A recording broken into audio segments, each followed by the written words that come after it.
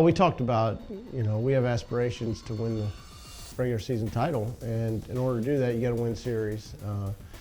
But also, you got to get some sweeps along the way, and you really have to take care of business at home, I think, because it's proven in our league that road series are tough to come by, let alone sweeps. So, we got obviously won the first two games of the weekend, and I thought we did a great job as a club, sustaining that energy and excitement in game three of the series when, sometimes you see teams have a letdown and, we talked about, you got a chance, you got to step on their throat, we've got to get this last game because there's a big difference between 3-0 and 2-1.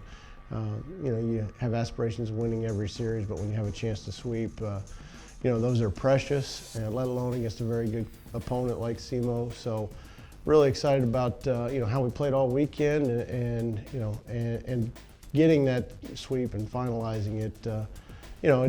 We've got 9 more conference weekends to go, so who knows how much of a difference that one game will make, but you feel good about having gotten it done. We talk a lot about offensively. We want to play team baseball, and if we do the things we're capable of offensively, 1 through 9, at the end of the year, there's going to be a lot of guys with good numbers and accolades and so forth, but we ask every guy to do the little things, hit behind runners, move runners up, those things. And we've had some guys scuffle early, so that led to some lineup changes, and we've found a pretty good combination that's been working for us. I think, obviously, the guys at the top, 5 slots or so have really taken off over the last couple of weeks, but I also look at the production. Ryan Kent was leading off for us, had been struggling. And, we just dropped him down to the bottom of the order, take a little pressure off. And then, we win game 3 of the series really because of the contributions we got offensively from 7, 8, 9 in our lineup.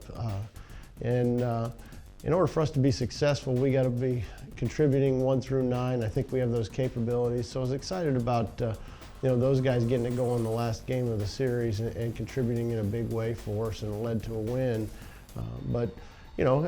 Lineups aren't permanent, and you see them shuffled from time to time, but I like the fact we have a lot of options, and it doesn't really matter where you are in the lineup. You're that way the first time through, and after that, it depends on how the game goes. You may be asked to move a runner your first time up, you may be driving a guy in the next time, or you may be trying to get on base to start a rally the third time. So we try to get our hitters to treat each at-bat individually because no 2 at-bats are the same.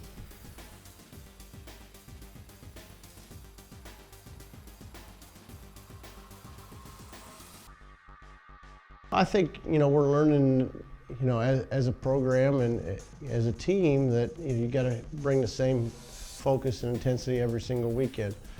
Last year we started out 3-0, then we got swept at SEMO. Now you can look at that and say, well, we stumbled, but at the same time the league champion last year walked us off twice in extra innings. So it wasn't like we didn't play well or didn't compete. We're a more veteran club this year. We're more experienced. So I like our club going into Belmont, but it's a tough venue. It's a turf field. It's different than where we play on a regular basis.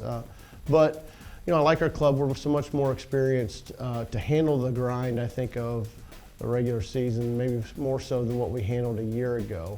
I know 2 years ago we got off to an okay start and then, battled some injuries and things like that led to stumbling for a week or two, and then each of the last 2 years we've really found our way. The last 2/3 of the way through the league schedule. As my message this week is, we need to find our way here on out, and that's how we win a regular season championship. Is take care of business at home and win road series. If we can do those 2 things, then I like what our chances are to be on top at the end of the regular season.